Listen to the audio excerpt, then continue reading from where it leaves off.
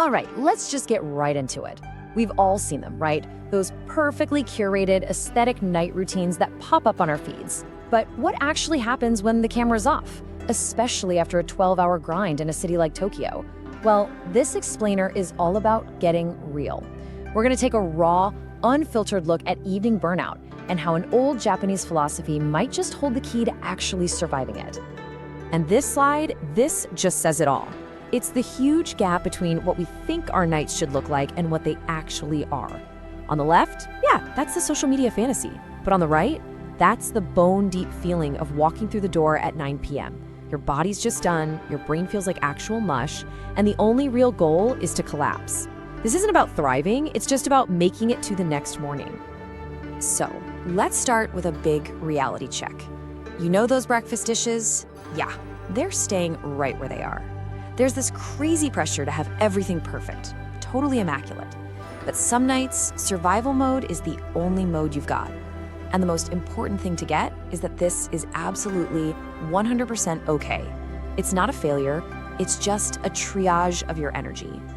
Now, these simple actions are so much more powerful than they look. Taking your shoes off the second you get inside or changing out of your work clothes, these aren't just chores. Think of them as non-negotiable rituals.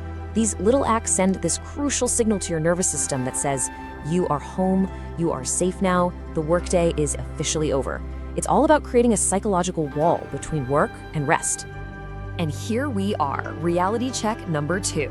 All those amazing intentions you had on Sunday to meal prep for the week, they often just get steamrolled by Wednesday's sheer exhaustion. And the truth is, a quick onigiri from the local conveni, the convenience store, can be a total lifesaver.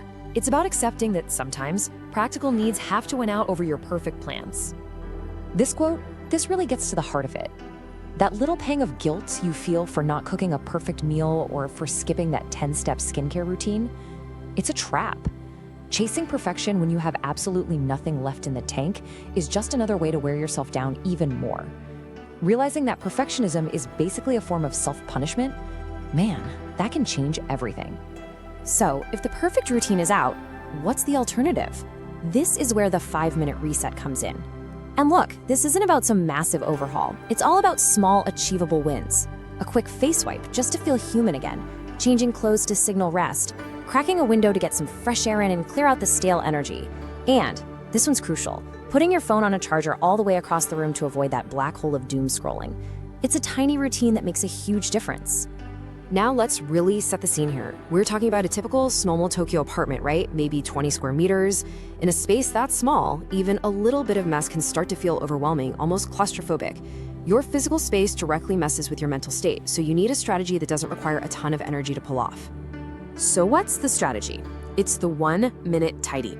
And this is the secret weapon against the chaos. The goal is not a deep clean. It's simply to put 5 things back where they belong. The work bag goes by the door, the jacket on the hook, the water bottle in the kitchen. The whole point is that enough is a much kinder, much more achievable goal than perfect. And this question is a huge pivot in your mindset.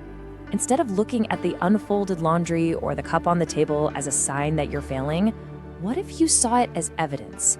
Evidence that a life is being lived here, that a long day was survived, that a real person is present, not just performing.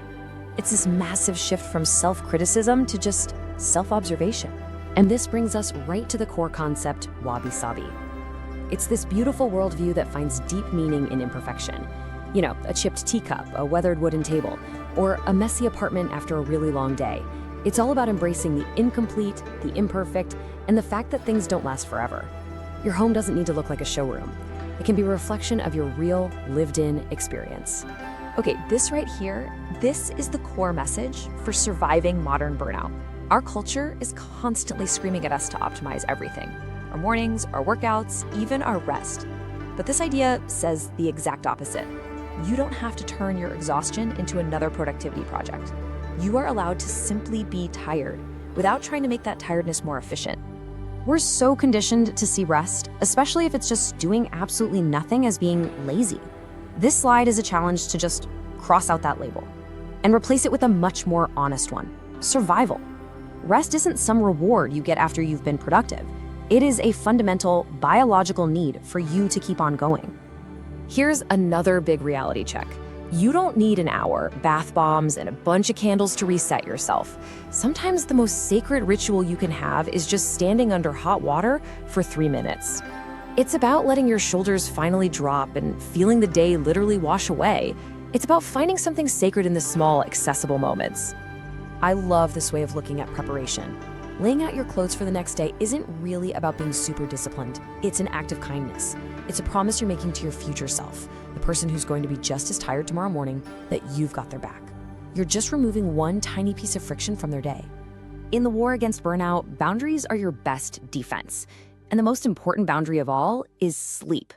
Setting a non-negotiable lights out time, and no, I don't mean midnight or 1 a.m., is an act of self-preservation. You have to protect your sleep like your sanity depends on it. Because, let's be real, it does. So to wrap it all up, this evening routine we've talked about, the convenience store dinner, the 1-minute tidy, the 3-minute shower, it's not gonna go viral. It is not aesthetic, but its value doesn't come from how it looks. Its value comes from the fact that it's real, it's sustainable, and it helps you survive to fight another day. And that brings me to my final thought for you. As you go about your evening, what is one perfect thing you're trying to achieve that's actually just draining you? Maybe it's a sparkling clean kitchen, or an empty inbox, or a home-cooked meal from scratch. What if you gave yourself permission to let that one thing go, just for tonight?